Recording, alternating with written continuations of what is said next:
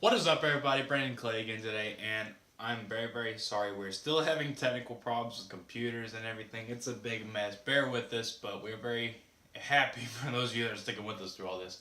So, we're really trying to pump out these 7-round mocks so that every team can be covered before this year's draft. So, I mean, yeah, we're just going to try to pump these out real often. So, here's the Bears. First round. This might be a little too high for this player, but I think they're going to grab Calvin Ridley. Here's the deal. They have 0 receivers, dynamic players down the field, and they're going to have to put some stock into Mitchell Trubisky. I mean, you draft a guy at number 2 overall, you're going to have to develop him over, a couple of years. So, I mean, you're going to draft a receiver right here. Plus, they lost Alshon Jeffrey. I mean, again, he wasn't really producing there, but still, they don't have like these playmaking receivers. And Calvin Ridley, he can run the whole route tree. He's speedy. He can dominate one-on-one coverage. I think that's going to be a good pick for them, honestly. Yeah, and then in the second round, we haven't taken another wide receiver. We haven't taken Marcel Aitman. He's out of Oklahoma State. I mean, he's 6'4", 220, which is a big build for a receiver.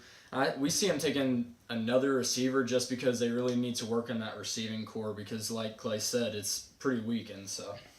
Yeah.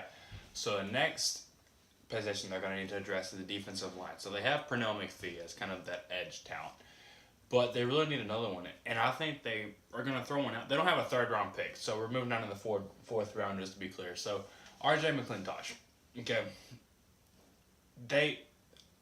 He's underrated, okay? Here's the deal. He's 6'4", 295. That's a big player. That's like J.J. Watt size. I'm not saying it's J.J. Watt. But he's really fast with his hands, can swat these hands down, and he's really quick for being that big. So, I mean, I think they throw a fly right there. Yeah, going to the fifth round, we got Lorenzo Carter. He's a linebacker out of Georgia. He's 6'6", 245. And one thing he possesses that NFL teams are really looking for nowadays is he's a linebacker that can also go down on the D-line, put his hand down, and get a good edge rush. So I think they'll throw a pick at him. I mean, he's a good linebacker. Yeah, so moving down for more playmakers. Jordan Akins is not a bad pick. Tight end out of University of Central Florida, the acclaimed national champions, so they call it. 6'3", 250. He's a little short for the position, to be honest with you. But I think if they throw him in there, he's going to be more one of those blocking tight ends. You know, the 2 tight end sets and just run it down the throat with that one Cohen guy, Tariq Cohen, I believe. He's not bad, honestly.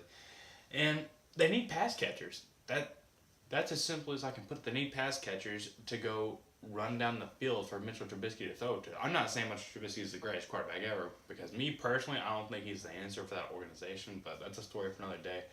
But yeah, I mean, I think they're going to have to draft Jordan Akins out here.